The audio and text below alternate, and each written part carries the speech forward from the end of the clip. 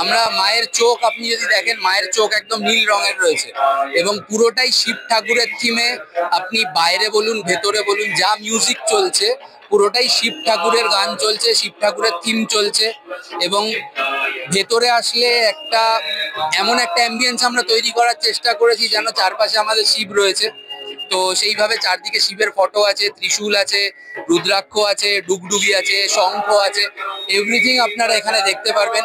এবং মানে সবাইকে শুভ শারদিয়া। পুজো তো প্রায় শেষ হয়েই এলো, তাতে যারা দেখেছেন আমাদের এই প্যান্ডেল প্রত্যেকেই বাহবা দিয়েছেন। এবং আমরা প্রত্যেকবারই কিছু না কিছু হয়ে থাকি। গতবার আমরা মেগাস্টার ছিলাম দমদম ডেভেলপমেন্ট কাউন্সিলে, এবছরও কিছু হব হয়তো। তো সেইভাবেই আমরা পুজোটা করি। আশা করছি আপনাদের আশীর্বাদে ভবিষ্যতে আরো বড় আরো ভালো কিছু করতে পারবো। এই যে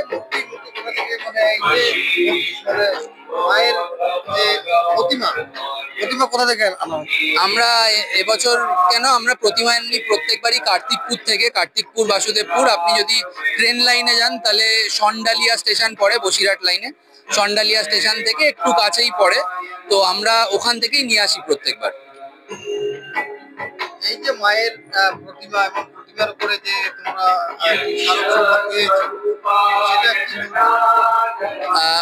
উত্তরপাড়া বেসিক্যালি আমরা ছোটবেলা থেকে যতবারই দেখা আমাদের প্রতিমার জন্য আমরা প্রাইজ পেতাম। এবং লাস্ট কয়েক বছর ধরে তার সাথে প্যান্ডেলটাও অ্যাড হয়েছে। নট অনলি ফার্স্ট, আমরা সুপারস্টার মেগাস্টার সবই হয়েছি। তো সেটাই আমাদের প্রতিমা এবং প্যান্ডেলে প্রত্যেকবারই নতুনত্ব কিছু ছোঁয়া আমরা রাখার চেষ্টা করি। এই যে মণ্ডপ সজ্জা, এই সজ্জা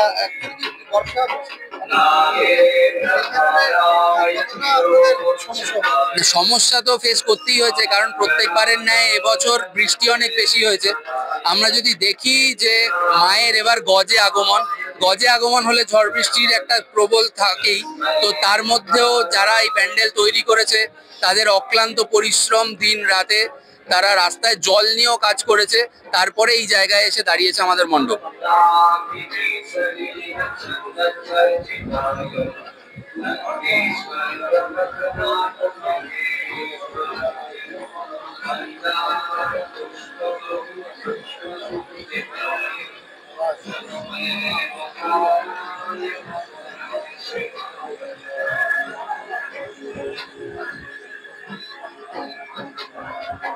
শিবায়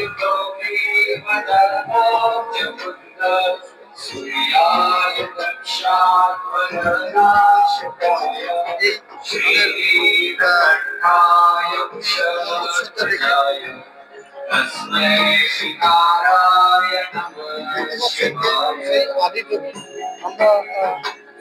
নমঃ। এনাকে জিজ্ঞেস করুন না আপনার কেমন লাগলো বলুন। আমার তো প্রত্যেকবারই খুবই ভালো লাগে, আর আমি এখানেই থাকি। উত্তরপাড়ার ঠাকুর হচ্ছে সব থেকে বেশি সুন্দর হয় সুভাষনগরের মধ্যে। সুভাষনগরের ওটাও হয়, কিন্তু এটা একটু অন্যরকম।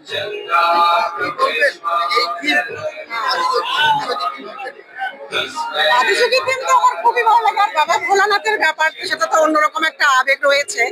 আর সবার প্রথমে জানাই সকলকে নবমীর প্রীতি ও শুভেচ্ছা। সবার পুজো ভালো কেটেছে, আগামী পুজো সবার ভালো কাটুক। আর এই অবশ্যই যারা দশমীতে আসতে পারেননি তারা কালকে অবধি এখানে এসে যাবেন, ঠাকুরকে অবশ্যই দর্শন করে যাবেন। অন্যরকম থিম, অন্যরকম একটি আনন্দ। যদি দেখতে চান সুভাষনগরের উত্তরপাড়ার ঠাকুর কিন্তু একদম সমান। এই যে আপনার থিম, এই থিমটা যে চিন্তা ভাবনা, তো কেমন লাগছে আপনার? আমার খুবই ভালো লেগেছে, সেই জন্যই এসেছি। আমি অষ্টমীতে প্রত্যেক সন্ধ্যায় আসি এখানে, কিন্তু গতকাল আসতে পারিনি, তাই আজকে এসেছি।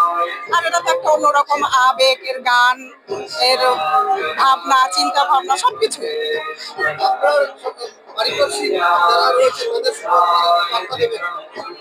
সকলকে বার্তা দেব, এরকম সুন্দর সুন্দর প্রতিমা থিম তৈরি করুন, সবাই দর্শন করুন ভিড়ভাট্টা এড়িয়ে। আর সবাই ঠাকুরের চরণে থাকুক, স্মরণে থাকুক। আদিযোগী ভোলানাথের চরণে সবাই সমর্পিত হন, সবার পূজা ভালো। আজকের প্রোগ্রাম আর তেমন কিছুই নেই, এটাই আমার লাস্ট। আমার বাড়ি তো এখানেই, এখন বাড়ি ফিরে যাবো, তো ভাবলাম যাই এটা দর্শন করে যাই। হ্যাঁ, সেটা তো একটু খারাপ লাগছেই। এটা সাধারণত দশমীতেই বিসর্জন হয়, আর সুভাষনগর যেটা ওটা একাদশীতে বিসর্জন হয়। তাই একাদশীতে হচ্ছে, ও এবার একাদশীতেই হচ্ছে।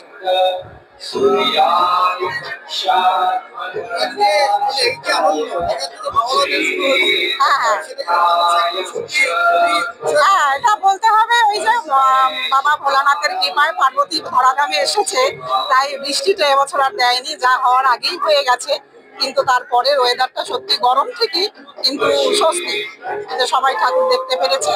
সারা বছরের প্রতীক্ষা মায়ের আসবে, আর এবার বাবা ভোলানাথ নিয়ে যাবেন কালকে বা পরশুদিন, যার যেরকম একাদশী বা দশমীতে বিসর্জন হয় সেরকম। সেজন্য মন তো একটু ভারাক্রান্ত হবে, কিন্তু আবার ওই এক বছরের অপেক্ষা, সবাই অপেক্ষা করবো, এই আনন্দেই কেটে যাবে। সামনের বছর আবার দেখা হবে।